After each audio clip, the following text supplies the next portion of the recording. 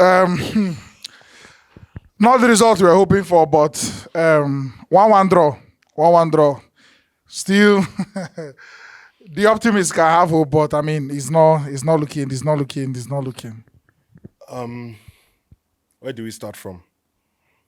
Let me start with the positives. Well done to the young boy, Frederick, for stepping up once again. Stepped up in Unity Cup, stepped up against Rwanda, stepped up against South Africa. I keep saying it, this boy has cool heads on his shoulders. He plays above his age. I know that Nigerians always joke around with players saying, oh, okay, this player is older than he, there's Nigerian age. This boy is playing like a senior player who has been there, done that. He's handling himself properly. So that leads me to my next question. Why do you play Troost Ekong? See, this is one thing they need to stop doing in the NFF, and I'll say it loud and I'll say it clear. They need to stop this nepotism. They need to stop it.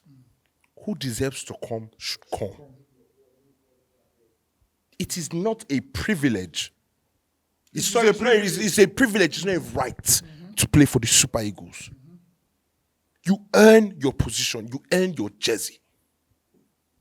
I'm so sorry, we've already done the charity game for Ekong. They've given him the key to Akwa Ibom. They've given him his medal of honor, all of that.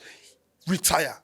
Step down from the national team. If you're going to be in the national team, it's going to be more in a senior role to motivate the young boys. But in games like this, you should not be playing Troost Ekong. Retire. Maybe not retire, but step down. Step down from starting. Step down from coming into the game. Leave the game before the game leaves you. Leave the game before the game leaves you. Look at that own goal he conceded today. It was tight waist, tight knees, tight ankles. Imagine if Frederick would have even stopped the ball, turned, or kicked it out. It was... How does that happen to an experienced defender? How? Leave the game before the game leaves you. But you also need to blame the coach, because the coach made a bold move against Rwanda and he went against his move against South Africa. Why? Why doing that? It worked in the first game. The backline was solid. What was counter what we were finding difficulty was the midfield and the attack, the chemistry between both of them. Okay, let's put some additions into the midfield. Let's put some more creativity to assist Iwobi, so that it's not just Iwobi that we're going through transitions for the creativity. Remove the DM, put another attacking-minded midfielder with Iwobi. One DM, play Tolu. I said in my last post-match interview, it is tea time. Play the boy. You bring him on every time and he had an impact. Play the boy. You see, this is why I don't like, and I feel like I saw it also in a striker, and you will see the similarity in what I'm talking about. Olivier Giroud. Olivier Giroud and Tolu are very, very similar. They hold the ball up. They bring the wingers into the play. They bring the number 10 into the game. Most people don't like those type of strikers because those are the olden day strikers. But it works. That is why we're still telling France today, bring Mateta into your camp if you're serious about winning the World Cup. The squad that you won the World Cup with, Giroud was your main guy. He was your target striker. Then Mbappe was free to do what he wants. You have Dewey on the other side. Bring Mateta. Play Tolu. Play Lookman in his position. People like Moses Simon should not be in the national team now. Especially as a winger, we have enough good wingers, for Christ's sake. We're not lacking in attacking options. So why is Moses Simon still coming? I'm not disrespecting the man. The man has served the country. He served the Super Eagles in a rightful manner. Made an AFCON, but did not win anything. Also did not win anything for the Super Eagles. So are we really missing anything? No. If you have not won anything for me, what am I going to miss? Oh, the good times I saw you in training? No. You're a super ego. We are used to the super egos winning. We are used to Nigeria being the best.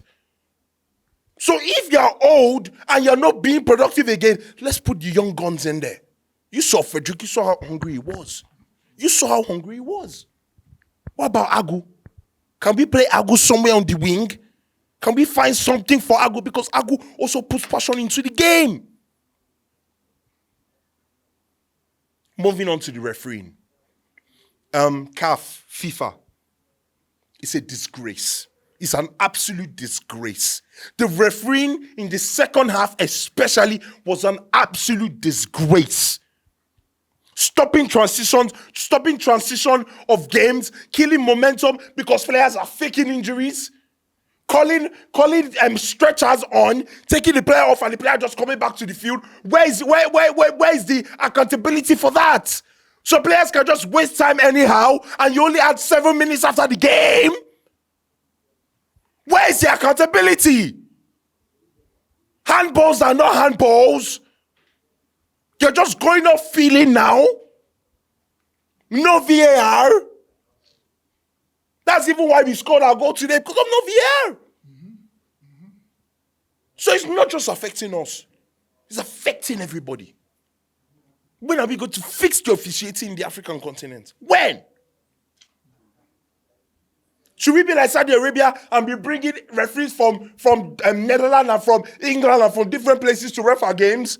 So that we can have some sort of legitimate and structured officiating?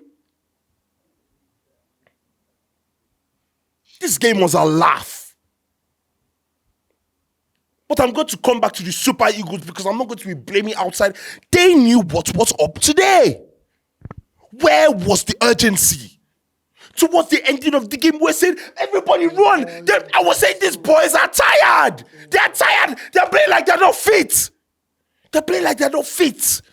You saw that South African winger when Bruno Emechi got the ball. The boy was running. Running. That is what I need. I need passion. I need urgency. Hello? You need to win this game to go to the World Cup. If you don't go to the World Cup, you're not going to the other World Cup again. This is our golden generation. Belgium had their own. Brazil had their own. England always have their own. This is our own. Tell me an African team that has the plethora of talent that we have. And this is not our golden generation? We're not even second best? Hope day. The chance Ademola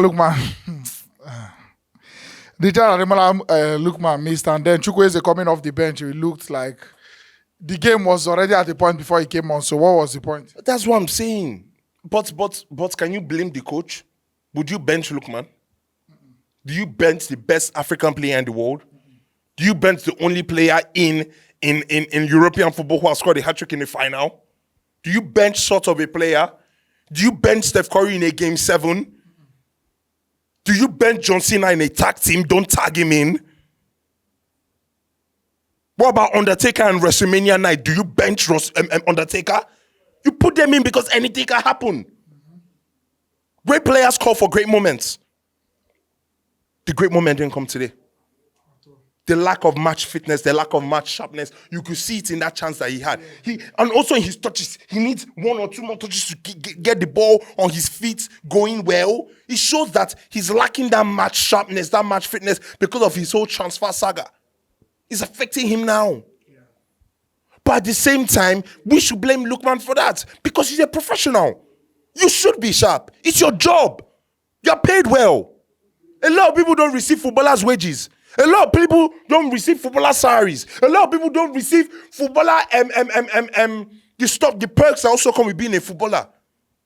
So as a footballer, if you need to do interviews after Nigerian game because it's your job and you want to keep your thing consistent, as a footballer, you should always stay sharp. As a fighter, if I'm the world heavyweight champion, I should always be ready for a fight. As a footballer, I should always be ready to play football. No matter the circumstances. Right now, I'm just giving excuses for failure. You should have been fit over the summer. Imagine people say Ronaldo is not sharp. You can't say that. Imagine saying Lionel Messi is not sharp. That's why these players stand out. That's why people say you don't see another one of those players. One of one. Because they while you are sleeping, they are working. I'm going to have an advantage over you. And that's what some of these young players coming up need to realize. They need to have that olden days football mentality of I am hungry. I want it. I want to fight for this badge. We're lacking that in today's game. Final thoughts. Tokes, it's you that is giving me I won't lie, it's you that is keeping my hope up. It's you that is keeping my hope up, because if you ask me honestly speaking, are these boys going to go for the World Cup? I'm going to tell you, unfortunately, no. But we're just going to keep saying hope day. And we'll say that it's not over until the fat lady sings. Thanks for watching. Right here, another one of our videos where you're supposed to like, and all our social media links. I beg, follow us on every platform because we get content